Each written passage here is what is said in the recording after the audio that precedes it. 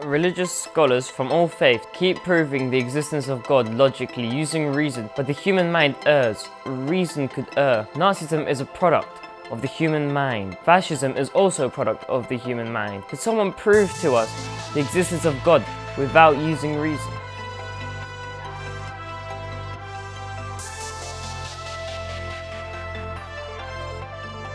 What evidence is there that God exists? Let's consider this analogy. If the exact information that is stored in a large volume of books can be stored on a memory stick or on a tiny DVD, then without doubt the intelligence used in the design, manufacture, and storage of the memory stick is greater than that associated with conventional means of storing information by writing it down with ink and paper. What marvelous technology. Well, what if the information that can be stored on 500,000 DVDs or a pile of books that if stacked up would reach 500 times the distance to the moon? What if that information could be stored on something the size of the head of a pin or even smaller? Then what kind of a genius do you think would stand behind such a feat? Well, that is what scientists have accomplished already. Instead of recording information on videotapes, audio files, and CDs, they decided to store it on something called DNA, the hereditary material. In case you don't know, DNA exists in the nucleus of a living cell. Can you imagine how tiny it is? It is a combination of certain letters forming various codes which are stored on a certain protein medium. If scientists gathered all the information stored on video films and CDs that belong to a TV network, for example, then stored it on a gram of protein and kept it in a clean, dry place, it could be saved for tens of thousands of years. It wouldn't need to be re-recorded from time to time due to decay of standard videotapes or similar materials. Can anyone say that this manufactured DNA containing such vast amounts of information came to be by chance, without the aid of brilliant scientists? Yet, those scientists did not invent anything new. They simply imitated the DNA that exists inside a living human cell. Scientists were able to read all of the information stored on human DNA only as recently as 2003. That is a little over 12 years ago. Now, this DNA is not merely stored information. If it is inserted into a living cell, it can transform this information into a living thing. This is what made famous atheists like Antony Flew, who was a lecturer of philosophy at Oxford University, and whose works and books were the reason behind thousands of people becoming atheists. It made him reconsider his ideas and beliefs in 2004 and write a book entitled There Is a God, wherein he announced that he now believes that there is indeed a God. This is also what cemented the faith of scientists like Dr. Francis Collins, the leader of the Human Genome Project, in which human DNA was decoded, and led him to write a book called The Language of God. The study of DNA led many other scientists to become believers in the existence of the Creator. The Creator who, according to their own words, ingeniously designed the human being. And it is absurd for humans to believe that this happened by chance. Chance and randomness could never create anything so complex and ingenious. If a bottle of ink falls from your desk onto a blank paper, it could create a random shape. This shape could by chance be that of a cat, for example, but it could never write down your full name. It could never write a coherent memo telling you to call your wife when you get this message. Chance and randomness have limits. If I shake together pieces of glass, metal, and plastic, it will never form a watch.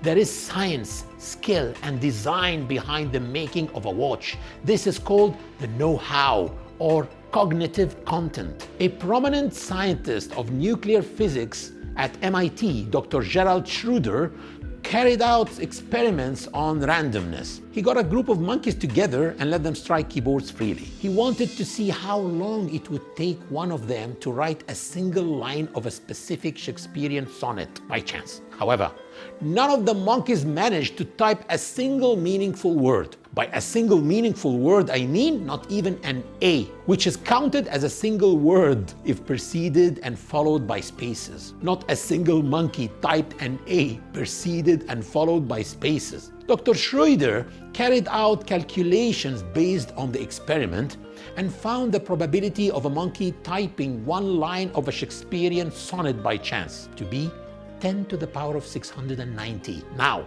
the number of the particles of the whole universe, including protons, electrons, and neutrons, amounts to 10 to the power of 80. So there are not enough particles in the whole universe sufficient for the experiment to be fulfilled. That is for a monkey to type a line of a Shakespearean sonnet by chance. The Quran invites mankind to reflect on the likelihood that chance is responsible for creation. It says, do they not look at the camels, how they were created? How is it possible for all this creation to exist by chance, without a designer? The Quran also says, such is the artistry of Allah, who disposes of all things in perfect order. It also says, this is the work of God who has perfected all things. We have logically concluded that the universe cannot exist without a creator.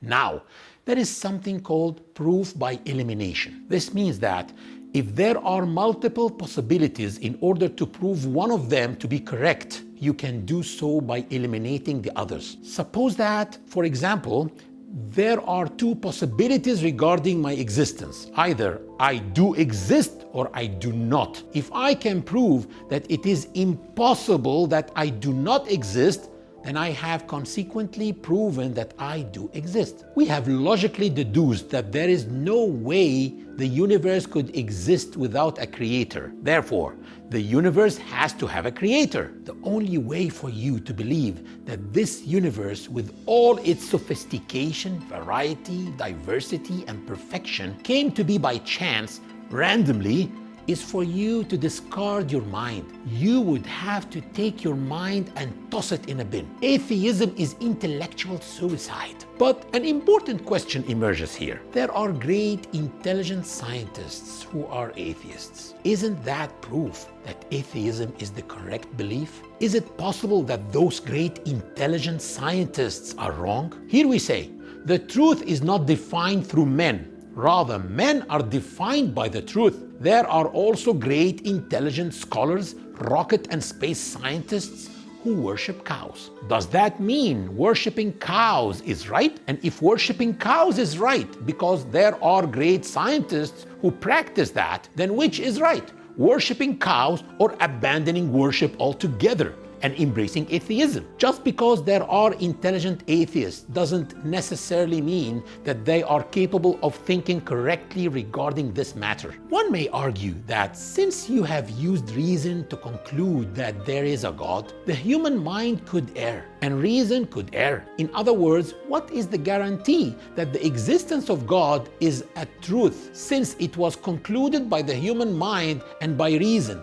The human mind and reason can be mistaken after all. The human mind produced and believed in Nazism and communism, and they were later proven to be wrong, although tens of millions of people believed in them for decades. Maybe the idea of the existence of God is wrong, since it was also concluded by the human mind and by reason. Here we need to understand that there are three types of ideas. The first is information, the second is products, and the third is facts. A piece of information is received by the human mind from an external source, whether it is right or wrong. If it's wrong, the human mind isn't to be blamed for it because it just happened to be the recipient of a wrong piece of information. As for products of the mind, examples include airplanes and cars. These are products of the mind. So are communism and Nazism and fascism. A human mind can produce a good or bad product, and the human mind can therefore be blamed for a bad product. However,